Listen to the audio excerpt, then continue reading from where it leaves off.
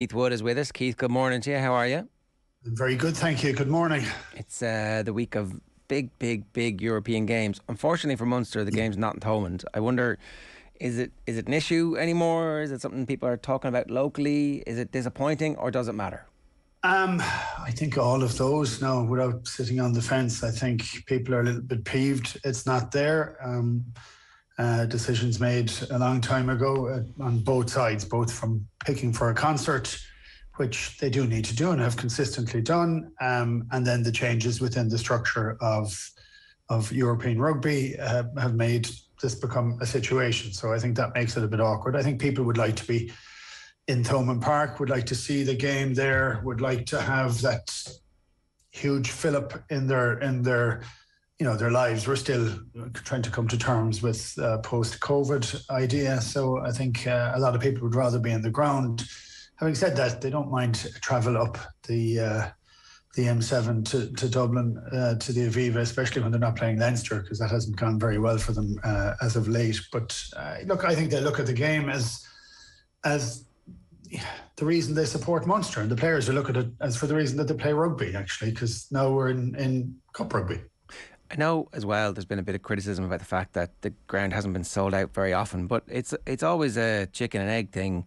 The success brings fans and fans help the success to bed in, but the team has to bring the success first. And I know you're supposed to support through thick and thin, but like at the same time, there is definitely an element of casual fans who come aboard the bandwagon, and the core support is always going to be there, but the core support isn't big enough to fill every stadium all the time. And so it's occasions like this where you get you win back the hearts and minds of the ones who are wavering a little bit, and that's why it's actually quite an important hinge point for the team, for the club, for the franchise, or however you want to talk about the Munster identity.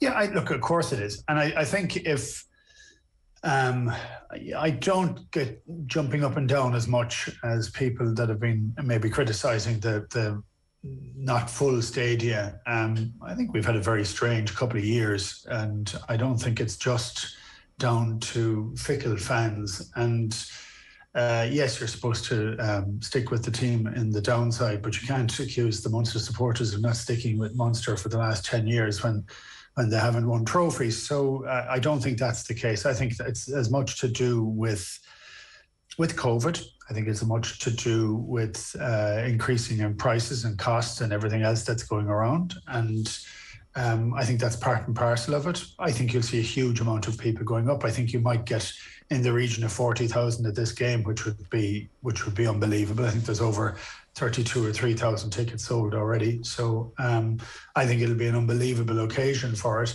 When you're looking to see whether everything, and I know when we talk in the media, we flare things up a lot and kind of overtalk some of them at times. But I think the requirement for Munster on this game is to show how they have changed over the last number of years, that when they get to this level of the competition against one of the big boys coming back, and they've had success against Toulouse only a couple of years ago in Thomond Park, are they able to play at the level that is required, and or are they going to go quiet like they have done in the last couple of years now, albeit against very big teams like Saracens and Leinster? And so I think that's what we want to see, actually, is there a huge change in performance, or does it revert under pressure? So the wish is that it'll be a mixture of actually what we've seen for the last few weeks. I mean, I still want a bit of pragmatism, so you're not kind of throwing everything out, but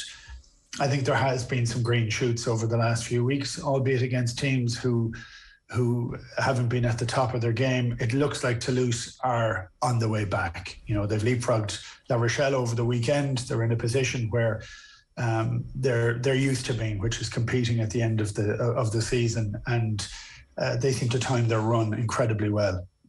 I know you were on commentary for the game last year in Thomond between Toulouse and Munster. Was that down to game plan, the way that game finished up, the second half in particular, or was it down to just a gulf in quality between these two teams? Both, actually. The gulf in quality is, if you're looking at Toulouse, they have It's a team of unbelievable riches and capability and size. And for me, in that game last year, it was the size that counted at the end, you know, and the lack of taking of a couple of opportunities. And so I think you need to make more opportunities and take more of them if you're playing and trying to play against a team like this. I don't think you can sit back at any stage and hope to ride it out in terms of fitness, because dealing with some of the size of these guys for a consistent period of time, I think that puts chinks into the energy levels. Like, Munster's defence this year has been phenomenal, absolutely phenomenal. And in the last couple of weeks, they've started attacking more. Now, against Ulster, and I haven't spoken since that, but against Ulster, they played against a team that was like a team with a burst tyre. They had lost. They ran out of all energy. Ulster did, and yet Munster barely won at the end. You know, and you know, you can't sit back at any stage at all. But if you're given space, Munster will attack. But I'm not so certain they'll get a huge amount of space against Toulouse. What team do you pick? That's the other fundamental question here, and it seems to be around specifically the number 9. We talked with Quinny about it yesterday. He was like, you get extra physicality and extra defence, and you know, this is going to be a game where that's important, given the sheer physical size of Toulouse. But equally, if you're going to be the one who is doing the attacking, and if you're going to be the one trying to inflict your game, then maybe you start with Craig Casey and you start with this unpredictability, and he's the agent of chaos that you need to bring to the party for them to go, well, what are we doing here? How do we defend this? Yeah, I think there's an element of that. I'm caught myself on it. Strangely, as Craig has started to I think rise his standards this year, which he has definitely, and I think he seemed to be back playing to the way he was when he joined the squad a couple of years ago, which was at 1,000,000 miles an hour. And I think he needs to play his style and not slow it down style. But I do think Munster will kick quite a lot in this game, and I do think they'll try and manoeuvre their way into the game and trust their defence a lot. And it's whether they pick Connor for that. I think Connor has actually played really well this year. I just think he's come back into far better form. So it's a great position to be in, to have two very different types of scrum halves. I could see them starting with Connor and having Craig getting a decent amount of time, like 30 minutes, to try and burn out any of those big forwards sort of after 10 minutes in the second half. I could see that happening definitely. It's hard to figure out which is the right way to do it, for Munster. I think if Munster had been playing with more attacking intent for the whole year, I think in that situation, I think you may then go and say you'd start with Craig. I just don't know.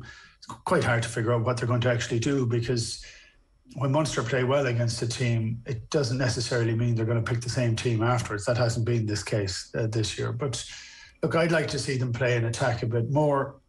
But I still think it's trying to get the balance of that right. And I don't know that.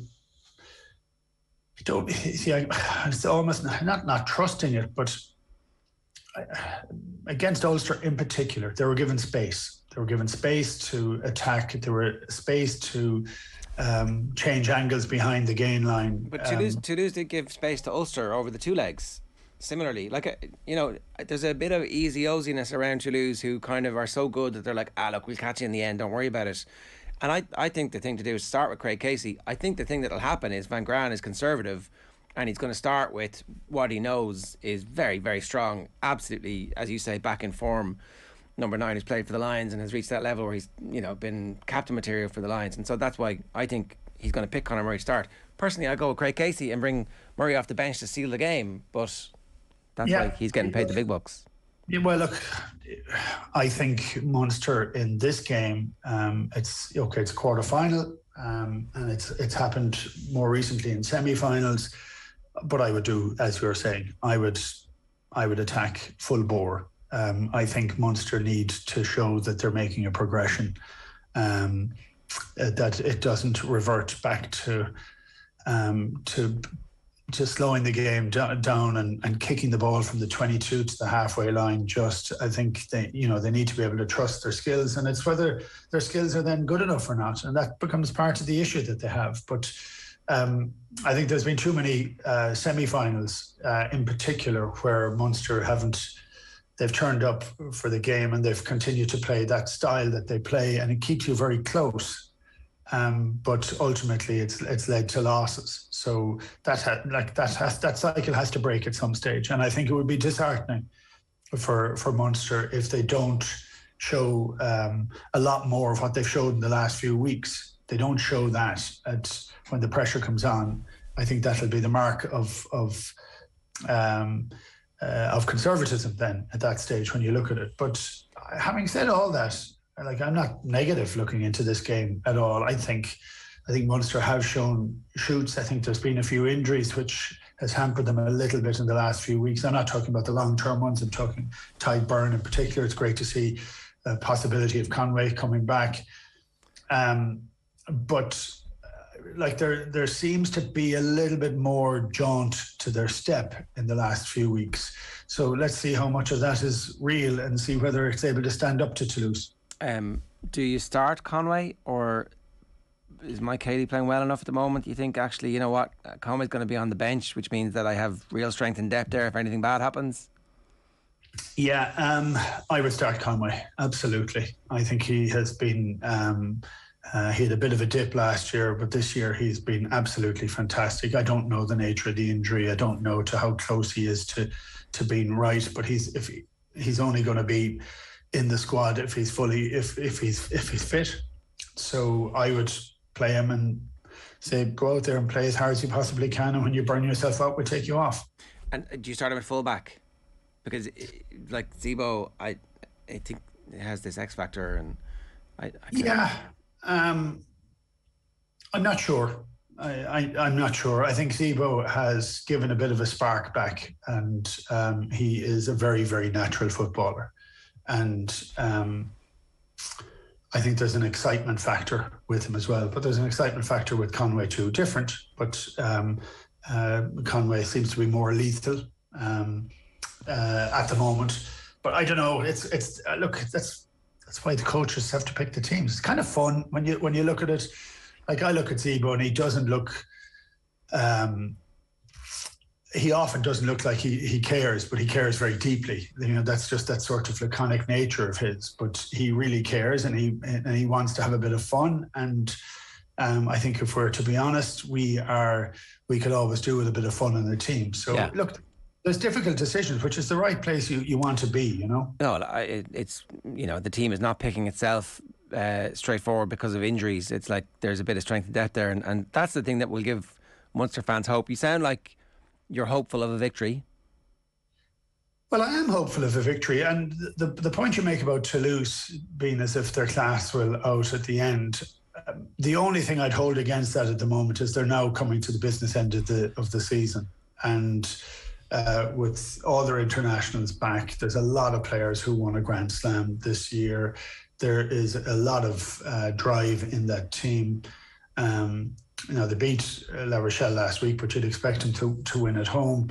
I think this is not as daunting for them because it's in the Aviva. I think Toulouse are the favourites for it, which is a hard place when Munster supposedly playing at home. But I do think Toulouse are the favourites for it, and I think their strength will more likely hold out in the end. But if the green shoots that we've seen over the last few weeks are real, if under pressure they are given, they manage to build on that sense of confidence, well then this is a victory that Munster can get. Okay, let's talk a little bit about Leinster, who are favourites despite the fact they're going to Leicester, and they've clearly got screwed over as we all knew they would be when the COVID situation happened. Everybody else got a free pass except Leinster, and unfortunately they're reaping the rewards of it now by having to go to Leicester. They've managed their squad really well. Lancaster stayed in Dublin with the team while Leo took the B team down to South Africa, and there were some incredible performances. So the future is pretty bright for them. In the present, the Ireland team that will take the field against Leicester, is it strong enough to be able to go and win away from home against a really in-form Leicester team who appear to be getting back to the old Leicester style of being one of the best teams in Europe? Yeah, look, Leicester are totally transformed. Steve Borthwick has done an incredible job. He only took over whatever it was in the middle of last year, at the end of last year. He's brought some decent signings in with it, but some of their players have been playing fantastic. They're also benefiting strangely from George Ford not being involved in the England setup for elements of it, and not playing a huge number of games because he's pulling all the strings. A lot of those players are leaving, and that's interesting as well for them, because these are clubs that have brought a lot of players back or brought them to a higher level. Ellis Genge in particular, who has been phenomenal this year. But they're leaving at the end of the year. So when that happens, will they want to leave with a couple of trophies? And I think they're in a very good position for the Premiership, even though it becomes knockout at the end, which is difficult. Again, a lot of Leicester's, I'm not saying success, because the success at the start of the year was fantastic, but they had a bit of a blip and now they're back again, but built on the back of Bristol Bears last week, who they beat by 30 points. Bristol were abject and have decided that they're not tackling anymore this season. That's what it seems like. But Leicester fully put them to the sword and play well, play an exciting style, and are becoming incredibly exacting. And with all that said, and even in Welford Road, which used to be an incredible fortress, I remember winning there the first time, but Quins hadn't ever won there, and it was a horrible game, and it's a horrible place to play. And they're a really good baying crowd, kind of dismissive and great rugby crowd, but they'll slag you to bits. Led on by my father-in-law, who'll be shouting as loud as he possibly can against whoever's coming over there. It's a great place to go and play. It's a fortress this year, but that's not really for all of these players. Is that enough to go against Leinster on fire? And I think Leinster will go with a great team. I think they'll go with no expectation, with an expectation of winning, of going and playing incredibly well. And from the comments that we've heard coming out of the camp this week, they've run themselves into the ground to be sharp. And it looks like that's what they want to do, is they want to run these guys and grind them down as hard as they can. It's going to be tough in the scrum time. I think the battle alone, watching Genge against Tyke Furlong, is going to be something. But I think Leinster have to go at this game thinking that they're going to go and win, and then proving it every minute of it. And that's what they've done often in these big games. I think they look much stronger this year than they have for the last number of years. I think there's an awful lot of players playing very well. I think they'll have had a bit of a break, which they need, but they'll be hungry for it too on the same token. So I would expect Leinster to win, but it's kind of great to see Leicester back in it. They are a very serious European team, and they need to be at the top table for the competition to be at the top table. So it's kind of good to see them back. When you say that they're impressing you more this year than in previous years because of form, is that it, or are there other factors at play? Is it just kind of the confluence of people being in the right vein of form at the right time? I look, in as much as Ireland have maybe a heightened Leinster system, I think Andy Farrell has made more changes to the back line, to the manner in which they play. I think they protect their 10 an awful lot more.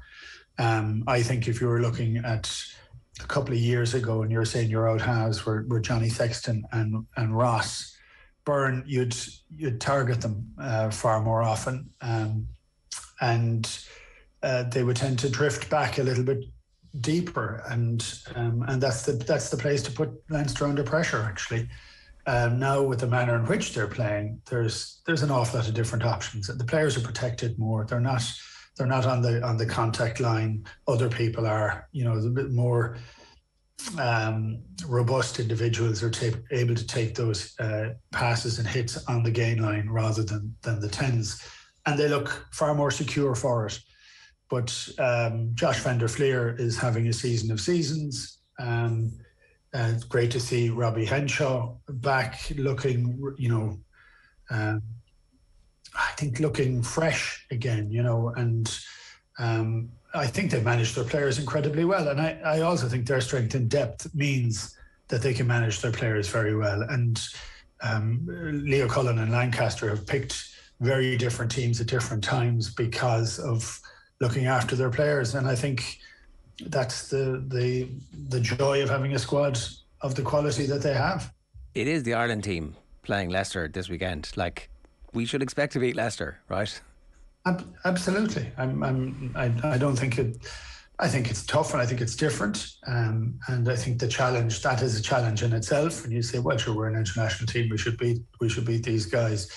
It doesn't necessarily just work like that. Sure, it's a fight first. But I would say, like the fear I have, strangely, the fear I have all the time now talking about rugby is the whether it gets decided by a red card. Yeah.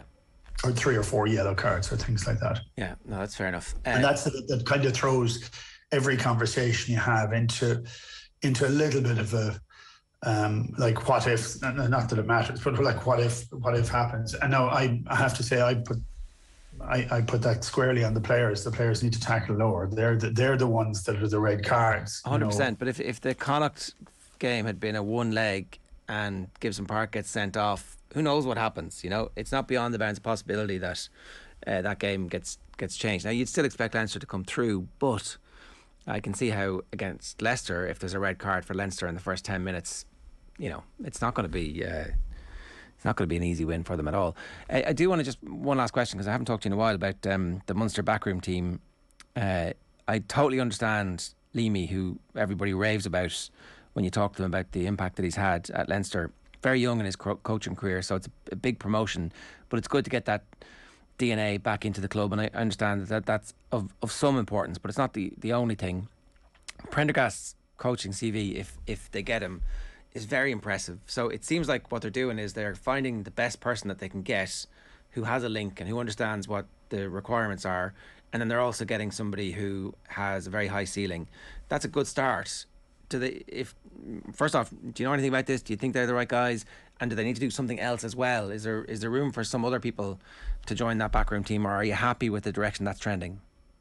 Would I be happy with the two of those guys? I'd be delighted with them, because I do think we need to try and promote, not necessarily from within, but people who've gone off to try and learn their trade elsewhere, and they will have an emotional attachment to it. I think